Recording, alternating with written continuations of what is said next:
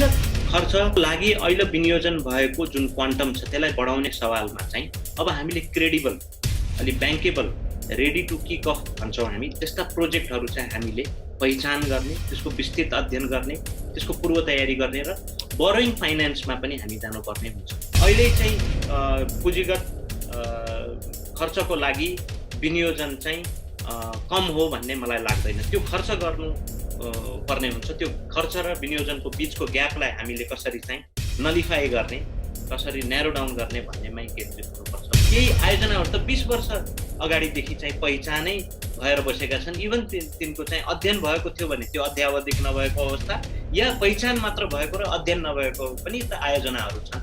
तिनको सवालमा पनि के गर्ने? वैदेशिक निर्माण व्यवसाय परामर्शदाताहरू भएको प्रोजेक्टहरू सिभियरली एफेक्टेड भए, त्यहाँ काम अहिले पनि सुचारू हुन सकेका छैन। हाम्रो सार्वजनिक लगानी त्यो पनि नितान्त आफ्नो सोर्सबाट अगाडि बढेका प्रोजेक्ट जहाँ परामर्शदाता पनि नेपाली छन् होइन, निर्माण व्यवसाय पनि नेपाली छन्, त्यो प्रोजेक्टहरू चाहिँ अगाडि बढ्छ।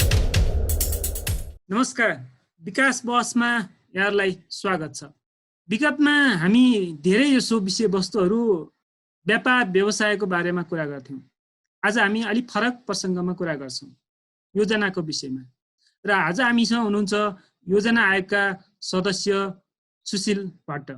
उहाँ विगत ब्याङ्किङ पृष्ठभूमिको मान्छे हुनुहुन्छ।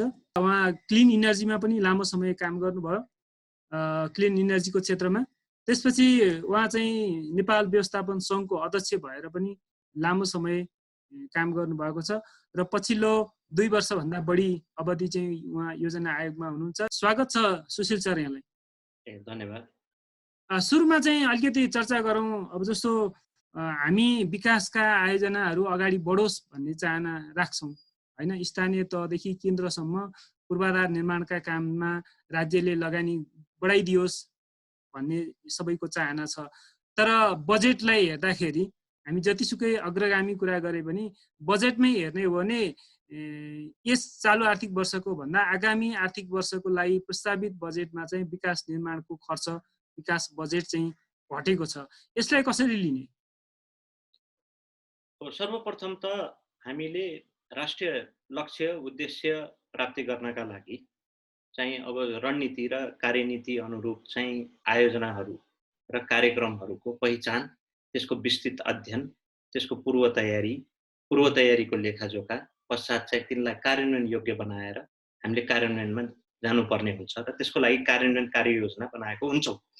अब मूलत 15औं आवधिक योजनाले पनि विगतकै भनौँ न पूर्व निर्धारित नै विगतमै जसको चाहिँ हामीले प्राथमिकता चाहिँ निर्धारण गरेका थियौँ, त्यो प्राथमिकतालाई नीतिगत निरन्तरता दिइएको, चाहे राष्ट्रिय गौरवको आयोजना हो, चाहे प्राथमिकता प्राप्त आयोजना P1 P2 हो, या अहिले हामीले भन्ने गरेका छौँ रूपान्तरणकारी आयोजना, त्यो आयोजनाको सवालमा हामीले त्यसलाई चाहिँ उच्च प्राथमिकता दिएका छौँ। अब हामीले बुझ्नुपर्ने के हुन्छ भने चेन्ज कन्टेक्स्टमा संघीयता, वित्तीय संघीयता कार्यान्वयन भइसकेको छ र संघीयता कार्यान्वयनको चरणमा हामीले संविधानले निर्दिष्ट गरेको अनबन्डलिङ रिपोर्ट र आयोजनाको वर्गीकरणको मापदण्ड जो राष्ट्रिय योजना आयोगले बनाएको छ त्यससँग सामञ्जस्यता हुने गरी आयोजनाहरू तत्त सरकारले, सङ्घले, प्रदेशले र स्थानीय तहले चाहिँ अगाडि बढाउनु पर्ने हुन्छ।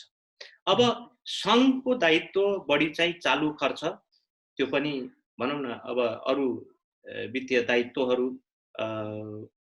पनि हुन गएकोले र अलि रिसोर्सको चाहिँ सङ्कुचन पनि हुन भएकोले पुँजीगत खर्चको लागि विनियोजन अलिक कम भएको कुरो स्वाभाविक हो। तर त्यो आफैमा रिसोर्स चाहिँ को इफेक्टिभ र इफिसियन्ट युटिलाइजेसन हामीले गर्न सक्यौँ भने हामी अलि नतिजामुखी, अलि परिणाममुखी हुन सक्छौँ।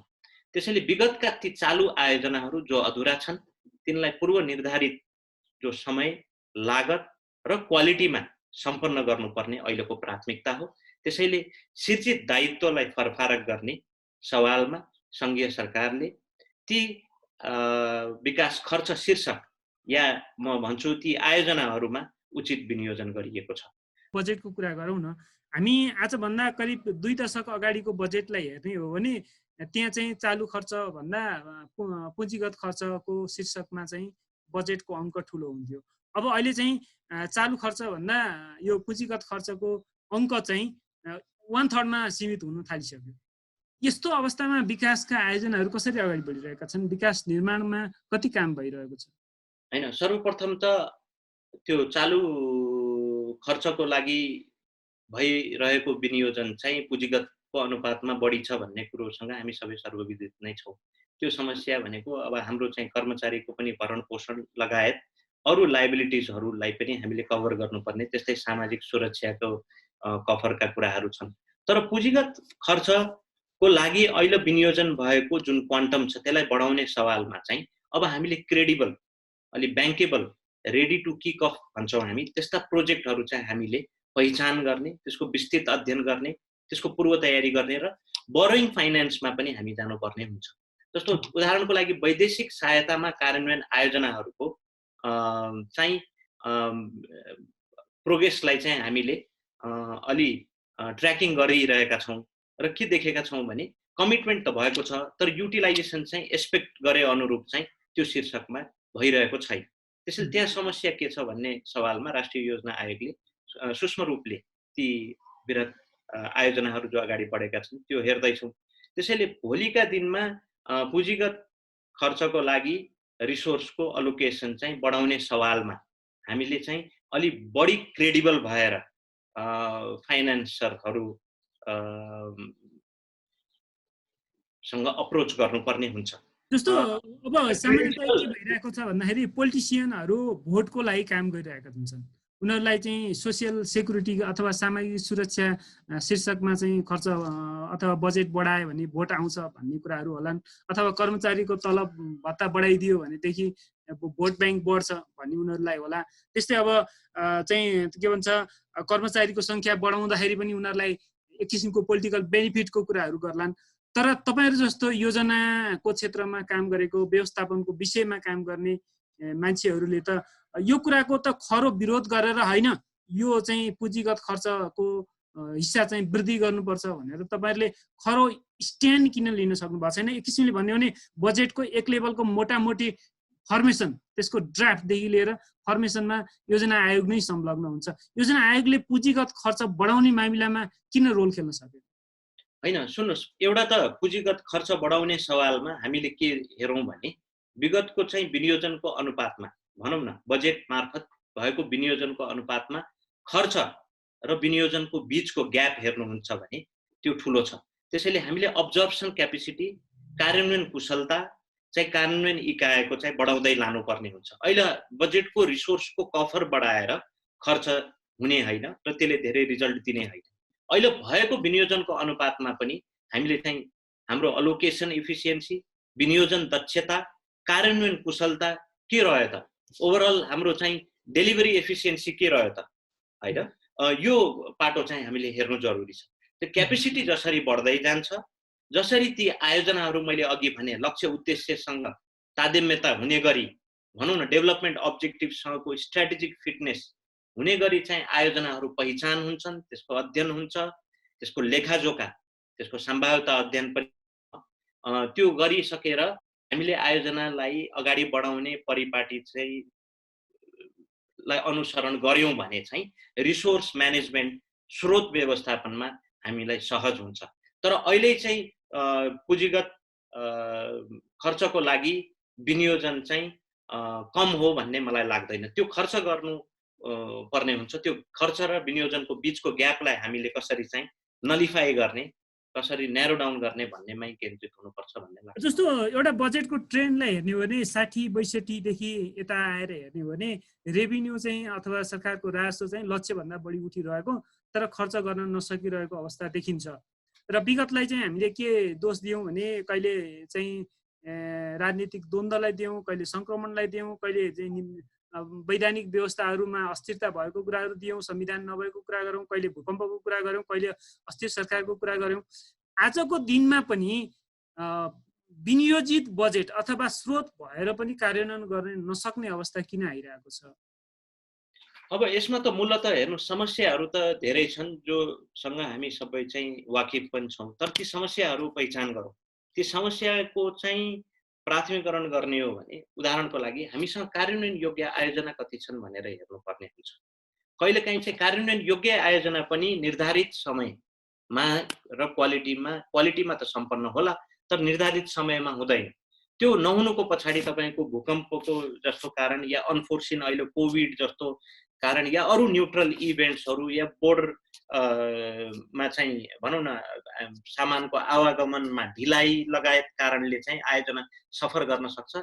यस्ता कारणहरू धेरै हुन सक्छन्, तर मूल समस्या भनेको हाम्रो चाहिँ कार्यान्वयन योग्य आयोजना भए पश्चात कार्यान्वयनमा लानुपर्छ भन्ने हो। जस्तो उदाहरणको लागि कार्यान्वयन योग्य आयोजना भनिसकेपछि तपाईँको जग्गा अधिग्रहणको काम हैन, अब मुआवजा या क्षतिपूर्ति दिएर हैन, या कटानको कुरा या रुख गणना भन्छौँ हामी, ट्री इनुमेरेसनको काम हैन, यी कामहरूलाई EIA इन्भाइरोमेन्टल इम्प्याक्ट एसेसमेन्ट या IE लगायत यी सबै चिजहरू सम्पन्न गरिसकेपछि मात्र चाहिँ आयोजनाको चाहिँ कार्यान्वयन चाहिँ गर्नु उपयुक्त हुन्छ भनेर चाहिँ हामीले यो राष्ट्रिय आयोजना ब्याङ्कको कन्सेप्टलाई चाहिँ अगाडि ल्याएको। राष्ट्रिय आयोजना ब्याङ्कको कुरा गर्नुभयो अथवा चाहिँ अलिकति कार्यान्वयन योग्य यो आयोजनाहरूको कुरा गर्नुभयो। हामीले विगतमा धेरै किसिमका कुराहरू सुन्थ्यौँ, जस्तो प्राथमिकता प्राप्त आयोजनाहरू, प्राथमिकता 1, प्राथमिकता 2, प्राथमिकता 3 अथवा P1, P2, P3 का कुराहरू हामीले धेरै सुन्यौँ हैन। अब यो प्राथमिकता प्राप्त आयोजना, राष्ट्रिय गौरवका आयोजना, कार्यान्वयन योग्य आयोजना, यो भनेको यो शब्द जालहरू के हो? यो यति धेरै। सर्वप्रथम त अघि हामीले के भन्यौँ भने खर्च र विनियोजन र खर्च बीचको ग्यापलाई कसरी पुर्ने भन्ने सवालमा कार्यान्वयन कुशलताको कुरो गरे। त्यो के हो भने आयोजना व्यवस्थापनलाई थप प्रभावकारी कसरी बनाउने। अब आयोजना कार्यान्वयन इकाइमा त कार्यान्वयन योग्य आयोजना भएपछि कार्यान्वयन इकाइलाई उत्तरदायी बनाउने कुरो, तर नीतिगत तहमा जहाँ चाहिँ आयोजनाको पहिचान छनौट हुन्छ या त्यसको चाहिँ अध्ययन गरेर भनौँ न खर्च शीर्षक LMBIS सम्म हामी प्रविष्ट गराउँछौँ, त्यो साइकल भनेको तयारी फेज हो।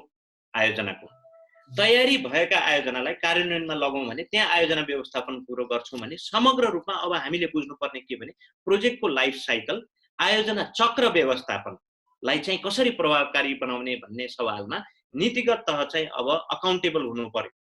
आयोजनाको पहिचान, अध्ययन, त्यसको छनौट, त्यसको प्राथमिकरण र त्यसको स्रोतको सुनिश्चितता गरिदिने कुरो टुङ्गिएपछि अनि कार्यान्वयन इकाइलाई ल अब आयोजना चाहिँ अगाडि बढाउनुस्, अब तपाईँ चाहिँ कार्यान्वयन कुशलता देखाउनुस् भन्ने कुरो हो।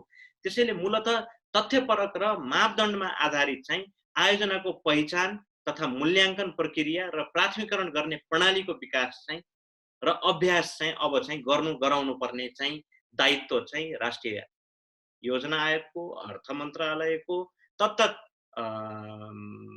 लाइन एजेन्सी मन्त्रालयको हो भन्ने मलाई लाग्छ। त्यसैले यो सोचका साथ चाहिँ अगाडि बढेको यो आयोजना चक्र व्यवस्थापनको आयोजना तयारी फेजको सवालमा कार्यान्वयन योग्य आयोजनाहरू तयार गरेर संग्रह रेपोजिटरी अफ यो प्रोजेक्ट बनाउने पाटो एउटा रह्यो र भएका आयोजनाहरूको पुनः प्राथमिकरण, प्राथमिकता प्राप्त प्रोजेक्ट भनेर जो अघि तपाईँले भन्नुभयो त्यो भने त्यसको हामीले चाहिँ क्याटेगोराइजेसन गरेका छौँ। जस्तो राष्ट्रिय गौरवका आयोजना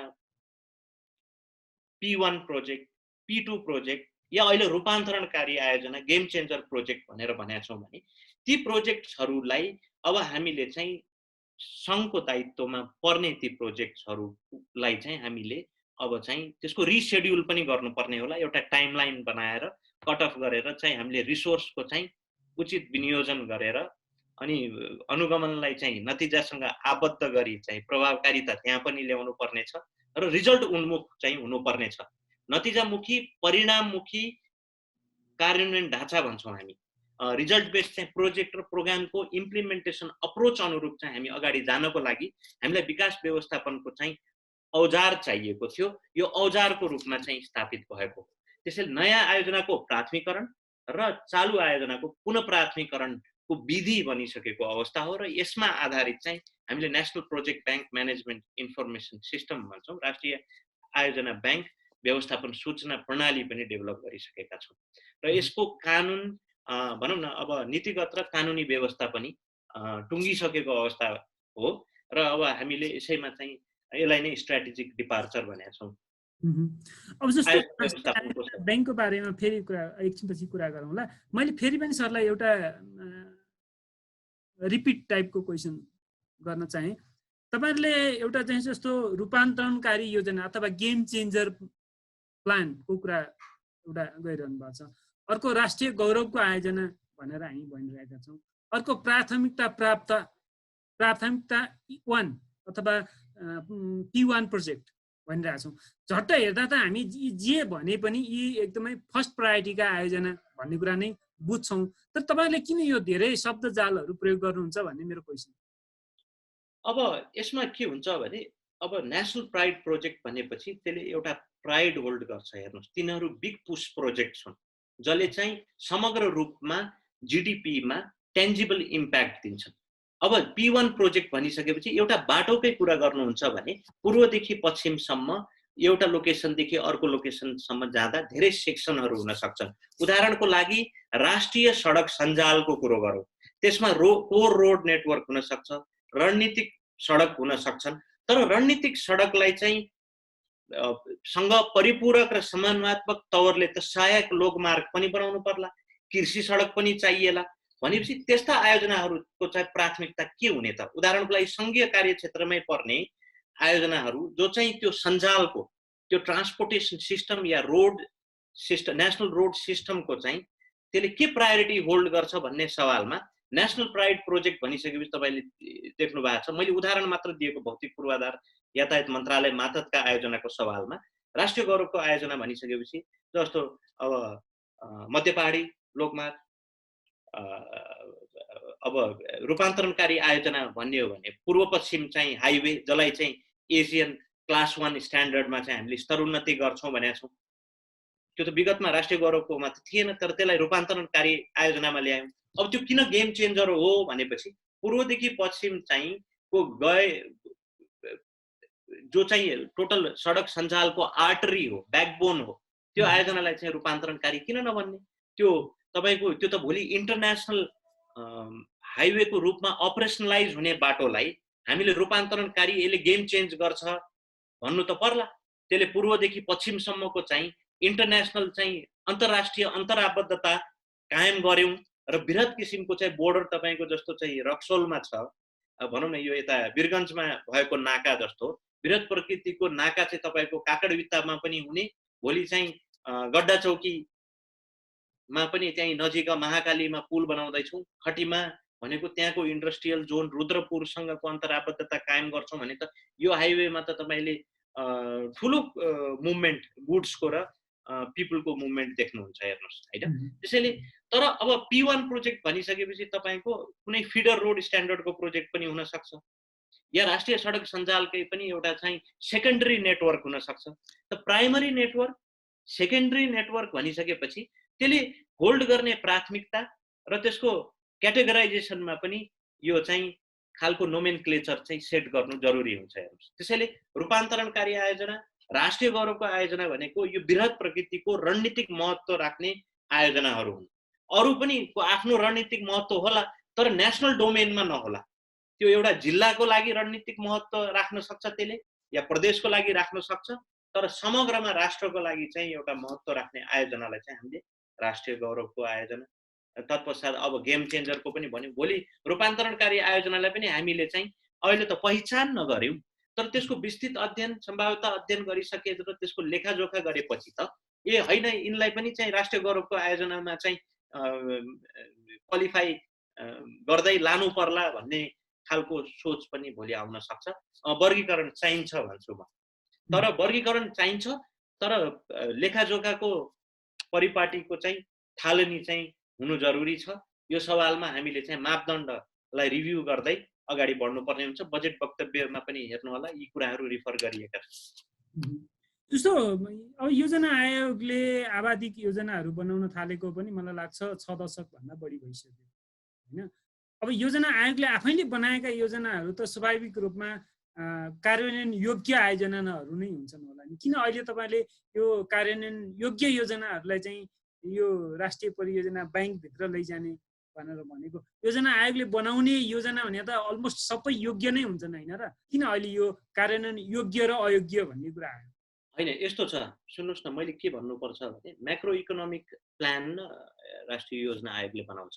पिरियोडिक प्लान भनेको त, आवधिक योजना भनेको त तपाईँको समष्टिगत रूपमा हाम्रो चाहिँ सामाजिक आर्थिक चाहिँ टोटल पिक्चर के रहन्छ भन्ने सवालमा चाहिँ हामीले आवधिक योजना बनाउँछौँ। तर त्यो आवधिक योजनाले अघि पनि मैले भने लक्ष्य उद्देश्यहरू, रणनीति, कार्यनीतिहरू त्यो सेक्टोरल स्पेसिफिक सबै सेक्टरहरूलाई कभर गरेर बनाएको हुन्छौँ। अब त्यसमा क्षेत्रको प्राथमिकता पनि के हो भन्ने कुरो पनि त्यहाँ चाहिँ निर्धारण गरिएको हुन्छ, कुन क्षेत्रलाई कति प्राथमिकता पनि दिइएको छ। र अब त्यो पनि हामीले रिजल्ट फ्रेमवर्क र रिजल्ट इन्डिकेटर्सहरू पनि हामीले चाहिँ तर्जुमा गरेको हुन्छौँ, नतिजा खाका र नतिजा सूचक हो। त्योसँग तादात्म्यता हुने गरी सेक्टरले चाहिँ आफ्नो सेक्टोरल डेभलपमेन्ट स्ट्र्याटेजी, क्षेत्रगत चाहिँ विकास रणनीति चाहिँ तय गर्नुपर्ने हुन्छ। त्यसका लागि सेक्टोरल क्षेत्रगत चाहिँ गुरु योजना चाहिन्छ। जस्तो के भन्न खोजे भने राष्ट्रिय योजना आयोगले चाहिँ रिजल्ट फ्रेमवर्क बनायो, नतिजा खाका नतिजा सूचक बनायो र हामीले चाहिँ त्यो पनि लङ टर्म भिजनका साथ चाहिँ आवधिक योजना बनाउँदैछौँ। अब 25 वर्षपछिको आइडियल सिचुएसन के हुन्छ भनेर त्यो लङ टर्म इन्डिकेटर्सहरू पनि हामीले फ्रेम गरे अवस्थामा अब तत्तत क्षेत्रले यानि तत्तत मन्त्रालयले आफ्नो लिडरसिपमा क्षेत्रगत चाहिँ योजना बनाउनु पर्छ। हिजो भनेका छन् भने त्यसलाई अद्यावधिक पनि गर्नुपर्छ। किनभने संघीयता कार्यान्वयनको सवालमा हामीले अब चाहिँ कन्टेक्स्ट चेन्ज भइसकेको सवालमा जहाँ हामीले चाहिँ आयोजनाहरू चाहिँ प्रदेशलाई पनि हस्तान्तरण गरेका छौँ भने हामीले अन्डरटेक गर्ने आयोजनाहरूको प्रकृति, त्यसको चाहिँ स्केल, त्यसको स्कोप के हुन्छ भन्ने कुरालाई मध्यनजर गरी हैन चाहिँ तत्तत मन्त्रालयले आफ्नो क्षेत्रगत गुरु योजना बनाउनु पर्छ, जो राष्ट्रिय आयोजना ब्याङ्कको चाहिँ प्रिरिक्विजिट हो। एकछिन मैले ब्लाइन्ड फोल्ड भनौँ न एउटा सेक्टोरल स्ट्र्याटेजी विहीन चाहिँ अगाडि डिपार्ट गर्नु चाहिँ त्यति उचित होइन भन्ने कुरो चाहिँ कुनै पनि एउटा प्लानिङको चाहिँ प्र्याक्टिसनरले राख्छ। ब्याङ्कको पनि विभिन्न किसिमका ब्याङ्कहरूको कुरा आइरहेछ, भूमि ब्याङ्कको कुरा आइरहेछ, राष्ट्रिय योजना ब्याङ्कको कुरा आइरहेछ। यो के हो? ब्याङ्कको डेफिनेसनै चेन्ज भएको हो कि अथवा नेपालमा ब्याङ्किङ सेक्टरले अलि राम्रो काम गरे अरूले पनि ब्याङ्किङ हामीले ब्याङ्क यस्तो बनायौँ भनेर अलिकति मान्छेलाई पब्लिकलाई एउटा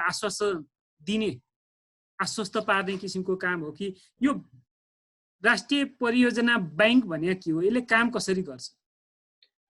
हेर्नुहोस्, यो राष्ट्रिय परियोजना ब्याङ्क मैले अघि पनि भने तथ्यपरक र मापदण्डमा आधारित चाहिँ आयोजनाहरूको पहिचान, त्यसको छनौट तथा त्यसको मूल्याङ्कन प्रक्रिया तथा त्यसको प्राथमिकरण गर्ने भनौँ न एउटा प्रणालीको चाहिँ हामीले विकास गरेको अवस्था हो। त्यसमा हामीले जनरल गाइडलाइन भन्छौँ, एउटा मार्गदर्शन बनाइसकेको अवस्था छ। आर्थिक कार्यविधि लेखा उत्तरदायित्व ऐनले पनि त्यो चाहिँ बाध्यात्मक बनाएको छ। एउटा राष्ट्रिय आयोजना ब्याङ्क, राष्ट्रिय स्तरको राष्ट्रिय आयोजना ब्याङ्क चाहिँ योजना आयोगमा रहनेछ भनेको छ। अब राष्ट्रिय योजना आयोगको कन्सर्न चाहिँ के रहन्छ भने अब त्यो हाम्रो चाहिँ गठन आदेशले पनि भनौँ न दिएको म्यान्डेट अनुरूप चाहिँ हामीले यो प्रणालीको विकास गरेका हौँ। अब यसलाई कसरी बुझिदिनु होला भने यो डेभलप्ड इकोनोमीहरूमा पनि यस्तो सस्टेनेबल प्रोजेक्ट पाइपलाइन भन्छन्, कहीँ पाइपलाइन भन्छन्। हामीले यसलाई ब्याङ्क किन भन्यौँ भने हाम्रो चाहिँ समस्याहरूलाई समाधान गर्नलाई हामीले सल्युसन डिजाइन गऱ्यौँ भन्दैछु म अघिदेखि। के भन्दैछु भने हामीले आयोजनाहरू जो चालु आयोजना छ, मान्य अर्थमन्त्रीको पनि बजेट वक्तव्यलाई रिफर गर्छु म, हामीले चालु आयोजनाहरूको चाहिँ पुनः प्राथमिकरण गर्नुपर्छ भन्ने कारण हामीले रिसोर्सको चाहिँ इफेक्टिभ र इफिसियन्ट युटिलाइजेसन गर्छौँ।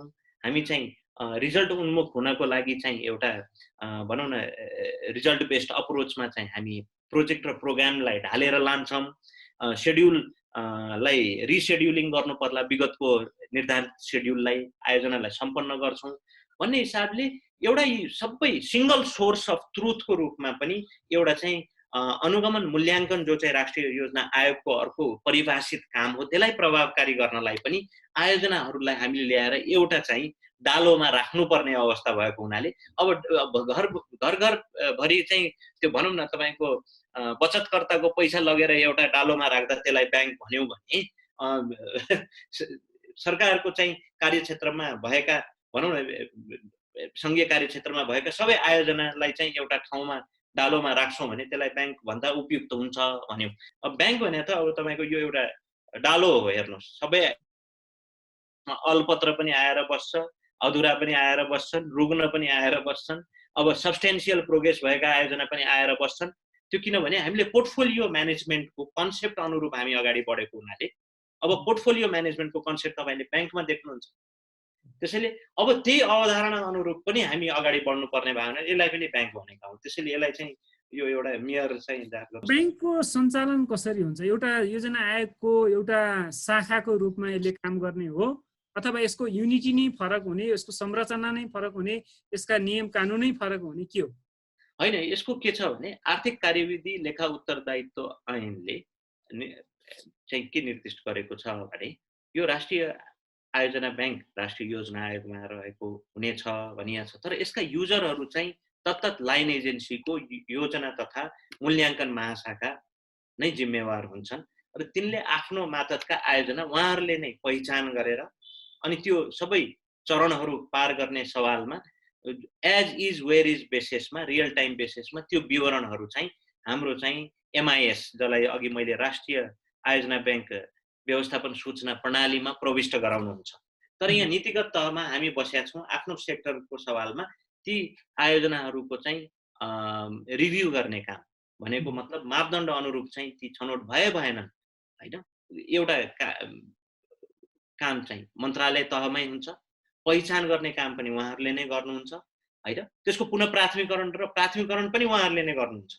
तर त्यसको विधि हामीले प्रोटोकलहरू एसेसमेन्ट प्रोटोकलहरू बनाइदिएका छौँ, त्यो अनुरूप भयो भएन भन्ने कुरो चाहिँ योजना आयोगले रिभ्यू गर्छ र यसमा त कोअर्डिनेटेड अप्रोचमा इन्टिग्रेटेड अप्रोचमा चाहिँ यो सिस्टमले काम गर्छ। यसमा अर्थ मन्त्रालयसँगको सहकार्यमा राष्ट्रिय योजना आयोगले यसको चाहिँ कार्यान्वयनको पाटोमा अझ प्रश्नता हुन चाहन्छु सर। म राष्ट्रिय योजना आयोगकै यो चाहिँ फ्ल्यागशिप प्रोग्राम हो, यो समग्र भनौँ न गभर्मेन्टकै प्रोग्राम हो। यसलाई चाहिँ अब प्रणालीको एउटा त प्रणालीको विकास र अर्को त्यसको चाहिँ सफल कार्यान्वयन दुईटा पाटो छ। हेर्नुहोस् त्यो कार्यान्वयनको सवालमा पनि अब नियमावलीले त्यो सबै डिटेलिङहरू गरेको छ। काम गर्ने सवालमा यो राष्ट्रिय योजना आयोगले मात्रै गर्ने या अगाडि बढाउने चिज चाहिँ होइन। यो चाहिँ नितान्त के भने टोटल नियमनकारी भूमिका निर्वाह गर्नुपर्ने उत्तरदायित्व चाहिँ तत्त मन्त्रालयको पनि हो। अनि त्यस्तै चाहिँ कार्यान्वयन इकाइबाट आएका विवरण चाहिँ एउटा सिङ्गल सोर्स अफ ट्रुथको रूपमा आएको यो विद्युतीय प्रणालीमा बस्नु भनेको हामीलाई चाहिँ यसले धेरै खाली एभिडेन्सेसहरू दिन्छन् डिसिजन मेकिङका लागि। जस्तो आयोगले पनि त डिसिजनहरू गर्नुपर्छ नि। उदाहरणको लागि कस्ता आयोजनालाई चाहिँ हामीले कार्यान्वयनको चाहिँ स्वीकृति दिने, हाम्रो फिस्कल स्पेस कति हो, हामी चाहिँ कार्यान्वयन अनि प्राथमिकता प्राप्त आयोजनालाई चाहिँ हामीले कार्यान्वयन चरणमा लग्दैछौँ कि अलि प्राथमिकतामा चाहिँ तल र्याङ्क भएको प्रोजेक्टलाई चाहिँ अहिले प्रायोरिटी दिएर गएका छौँ। र अघि अर्को उदाहरणको लागि के भन्यो भने हामीले हेरौँ न त समस्या त हिजोदेखिको क्युमुलेटिभ र एकुमुलेटेड समस्या हो। केही आयोजनाहरू त 20 वर्ष अगाडिदेखि चाहिँ पहिचानै भएर बसेका छन्। इभन तिनको चाहिँ अध्ययन भएको थियो भने त्यो अध्यावधिक नभएको अवस्था या पहिचान मात्र भएको र अध्ययन नभएको पनि त आयोजनाहरू छन्।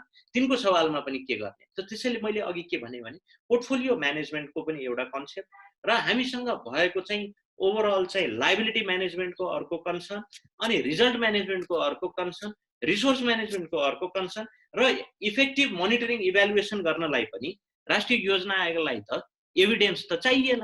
त्यो एभिडेन्स कसरी जेनेरेट गर्ने त? जस्तो योजना आयोग चाहिँ विगतमा एउटा थिङ्क ट्याङ्कको रूपमा काम गर्दै आएको थियो। अब योजना राष्ट्रिय आयोजना ब्याङ्कले चाहिँ अलिकति रेगुलेटरको काम पनि गर्न खोजेको हो। त्यसको चाहिँ अनुगमनको साइडमा अथवा काम प्रगतिको एक्ज्याक्ट अवस्थामा हस्तक्षेप गर्ने, कार्य प्रगतिमा हस्तक्षेप गर्ने भूमिका सहित आउन खोजे हो योजना ब्याङ्क। होइन, यहाँ सुन्नुहोस् न, सर्वप्रथम त के बुझ्नुपर्छ भने योजना आयोगको गठन आदेशले दिएको हाम्रो परिभाषित कामभित्र त्यो परिभाषित कामलाई इफेक्टिभली र इफिसियन्टली गराउनको लागि चाहिँ यस्तो खालको चाहिँ प्रणाली चाहिन्छ भनेर गठन आदेशमै चाहिँ त्यो चाहिँ उजागर भएको विषय हो। यो किन चाहिन्छ भनेर मैले तपाईँलाई भनिसकेँ। हामीले विकास व्यवस्थापनको सवालमा एडभोकेसी गर्नुपर्ने हाम्रो दायित्व थिङ्क ट्याङ्क भनेर जब भनिसक्नुभयो भने अब तथ्य परक अप्रोचले न हामीले चाहिँ सुझावहरू पनि त पस्किनु पर्ला नि, होइन? त्यो बाटोमा हामीसँग चाहिँ त्यो एभिडेन्स चाहिँ जेनेरेट गर्ने मेकानिजमै नभएपछि, जस्तो उदाहरणको लागि अहिलेसम्म चाहिँ ठेक्कामा गइसकेका आयोजनाहरूको बाँकी दायित्व कति छ भनेर एट अ क्लिक थाहा पाइन्छ भने त्यस्तो प्रणालीको विकास गर्नुपर्छ पर्दैन। र अनुगमन मूल्याङ्कनलाई चाहिँ नतिजासँग आबद्ध हुने गरिकन प्रभावकारी रूपमा चाहिँ अगाडि बढाउने सवालमा, चाहे इभन मिड टर्म इभ्यालुएसन नै गर्ने कुरो होस् या पोस्ट कम्प्लिसन इभ्यालुएसनै गर्नलाई पनि हामीलाई त आयोजनाको सवालमा क्रोनोलोजी अफ इभेन्ट त चाहियो नि त। आयोजनाहरू पूर्व निर्धारित समय लागतमा किन सम्पन्न हुन सकेका छैन भन्ने समस्यासँग त हामी वाकिफ थियौँ भने त्यो समस्याको समाधान के हो भन्ने सवालमा यो सल्युसन सेन्ट्रिक भएर डिजाइन गरिएको एउटा प्रणाली हो र त्यसैले के यसलाई बुझिदिनु पर्यो भने यो रेगुलेटर हुन खोजे जस्तो पनि होइन, तर हामीले चाहिँ ट्र्याकिङ त गर्नुपर्छ। हामी योजना केका लागि बनाउँछौँ? अर्को तपाईँको प्रोभिन्सियल ब्यालेन्सको कुरा पनि छ। तपाईँको कहीँ चाहिँ आयोजनाहरू ओभर क्राउडिङ हुने, कहीँ चाहिँ तपाईँको चाहिँ आयोजनाहरू नपाइने। त्यसैले एउटा मापदण्ड बनाइदियो भने मापदण्डको आधारमा यी चिजहरू भयो भने तपाईँले अघि उठाउनु भएको कुराहरू, यी समस्याहरू पनि हल हुन्छ। मैले भन्न खोजे कति केसमा त तपाईँले देख्नु भएको छ, होइन?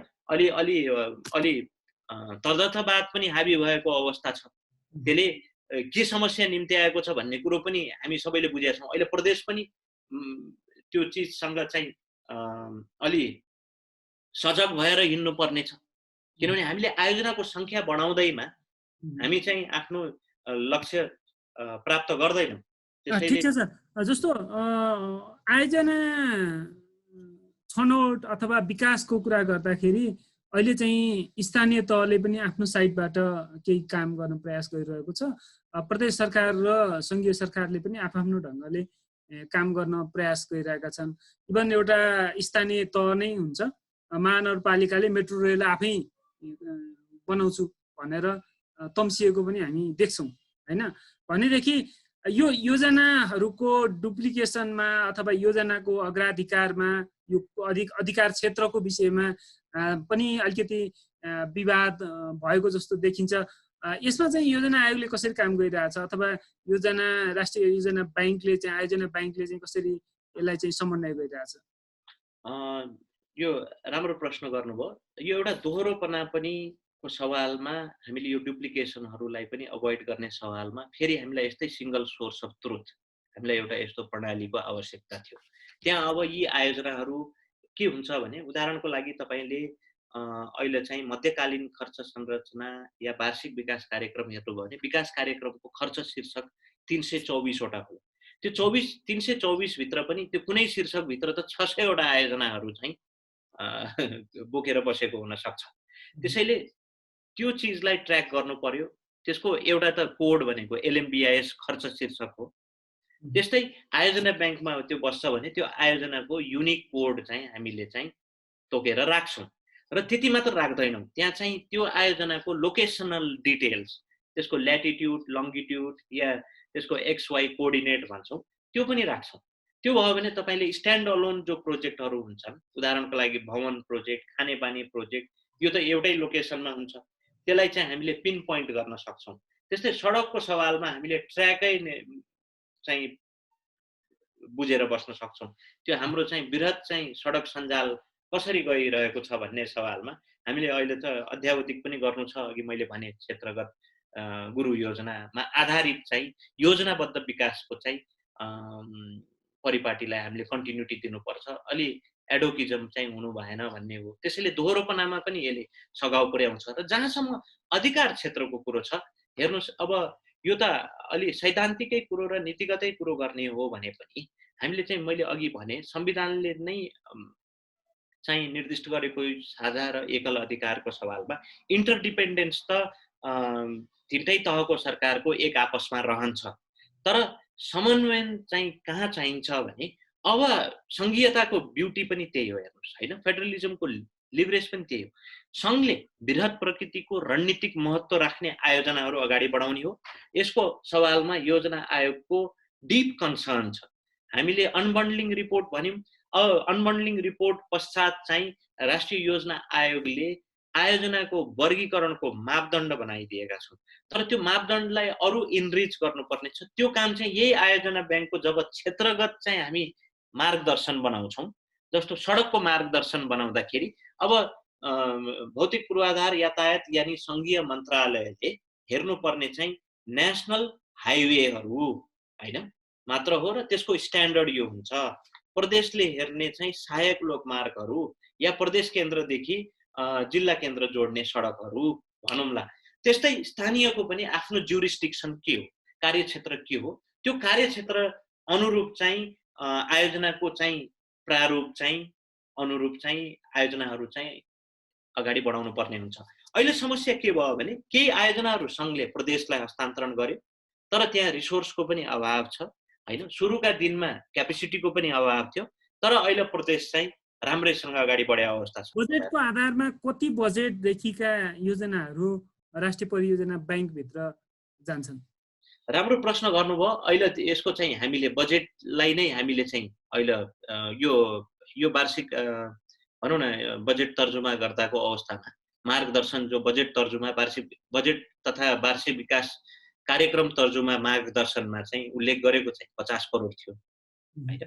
50 करोडको थ्रेसहोल्डमा, किनभने यो प्रारम्भिक चरणमा थियौँ र यो 50 करोडको भनिसकेपछि तपाईँको P1 अनि राष्ट्रिय गौरवका आयोजना गेम चेन्जर त्यही सिलिङमा पर्ने भए हुनाले पनि हामीले त्यसरी चाहिँ कट अफ राखेर गयौँ। तर विवरण चाहिँ अहिले हामीले सङ्घीय कार्यक्षेत्रमा भएका सबै आयोजनाको विवरण त्यहाँ राखेका छौँ। त्यो विवरण किनभने हामीले 43औं राष्ट्रिय विकास समस्या समाधान समितिको निर्णय 44औंको निर्देशन भनेको 1.5 वर्ष अगाडिदेखि नै विवरण चाहिँ हामीले मागेका थियौँ। अहिले यो राष्ट्रिय आयोजना ब्याङ्कमा 6444 वटा जति आयोजनाको विवरण छ।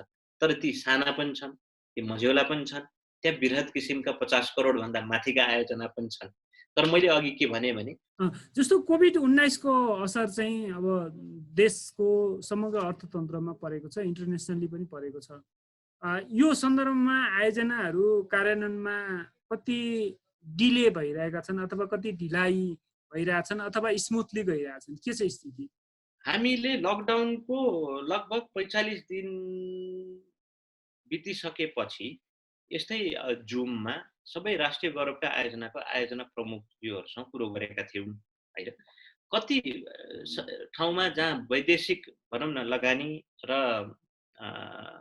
भनौँ न वैदेशिक निर्माण व्यवसाय परामर्शदाताहरू भएको प्रोजेक्टहरू सिभियरली एफेक्टेड भए, त्यहाँ काम अहिले पनि सुचारू हुन सकेका छैन। उदाहरणको लागि तपाईको भरतपुर मुगलिङ के अरे भरतपुर बुटवल खण्ड, त्यस्तै अरू ठाउँमा पनि परामर्शदाताहरूको चाहिँ विदेशी परामर्शदाता विदेशी निर्माण व्यवसाय भएका प्रोजेक्टहरूमा चाहिँ सफल भएको छ।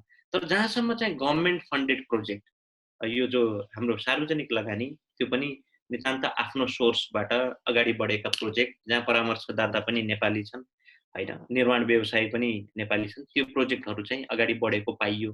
तर विगतको मोमेन्टमको अनुपातमा त्यति बेला चाहिँ 20% 22% को चाहिँ मोबिलाइजेसन भनौँ न फिल्डमा थियो र प्रगति पनि 20% मात्रै को रेटमा भइरहेको थियो। रेटको कुरो गरेँ मैले हैन। तर अहिले अब असार लाग्यो, प्रगति विमान त झन् राम्रो होला हैन, किन भन्दा अब असारमा त एकदमै धेरै बजेट खर्च हुन्छ। त्यस्तो त्यो कुरालाई पनि असारे भेलमा चाहिँ लगानी गर्ने अभ्यास चाहिँ एकदमै धेरै छ हाम्रो। अब त झन् प्रगतिका विवरणहरू अझ धेरै उत्साहजनक होला हैन। हैन, तर यसरी बुझ्दिनु होला। के छ भने यो कोभिडको असर हामीलाई भनौँ न जहिलेदेखि पर्यो त्यो गोल्डन पिरियड थियो कन्स्ट्रक्सनको लागि हैन, निर्माण कार्य गर्नका लागि। त्यो पिरियडमा लकडाउन भइदिएको हुनाले काम इफेक्ट भएको छ। तर ओभरअल त त्यो कार्यान्वयन कार्ययोजना अनुरूप हैन, उहाँहरूले खरिद गुरु योजना अनुरूप नै अगाडि बढेको हुन्छ। त्यो अवस्थामा अब प्रगति तपाईको कहिलेकाहीँ के हुन्छ भने भौतिक प्रगति चाहिँ जेठ मसान्तसम्म एउटा थ्रेसोल्डमा हुन्छ, तर भौतिक र वित्तीय प्रगतिको बिचको मिसम्याच चाहिँ फेरि त्यो कभर या त्यसलाई चाहिँ ग्यापलाई मेन्टेन गर्ने काम चाहिँ असाढमा आएर भइदिने हुनाले तपाईको चाहिँ असाढमा चाहिँ बढी चाहिँ खर्च भएको देखिन्छ। तर भौतिक प्रगति चाहिँ पहिल्यै पनि भइसकेको हुन सक्छ। अब जहाँसम्म सालबसाली या भनौँ न तपाईको मर्मत सम्भारका कामहरू चाहिँ असाढमा जो गर्ने परिपाटी थियो त्यसलाई चाहिँ निरुत्साहित गर्दै अलि कन्ट्रोल गर्दै चाहिँ जानुपर्छ। तर रिजल्ट बेस्ड फ्रेमवर्कमा भएका काम हैन त अब तपाईको त्यसको एउटा आफ्नो शेड्युलमा हिँडेको हुन्छ। आफ्नो महत्त्वपूर्ण भनाइहरू राखिदिनु भयो, जानकारीहरू गराइदिनु भयो, त्यसको लागि धेरै धेरै धन्यवाद। हुन्छ, धन्यवाद रामकृष्णजी।